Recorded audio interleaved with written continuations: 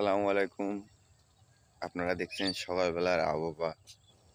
দেখতেই পাচ্ছেন কেমন শীত, কেমন রাস্তাঘাটের কুয়াশার লেগে দেয়া যাইতেছে না। আপনারা বুঝতেই পারতেছেন যে গ্রামের বাড়িতে কিরম শীত পড়তেছে। যারা ঢাকা শহরে থাকেন তারা তো বুঝতে পারেন না যে শীত কেমন পড়তেছে গ্রামের বাড়িতে। আর ঢাকা শহরে তো বোঝা যায় না যে কুয়াশা পড়ে কি না পড়ে, সব সময় গরম।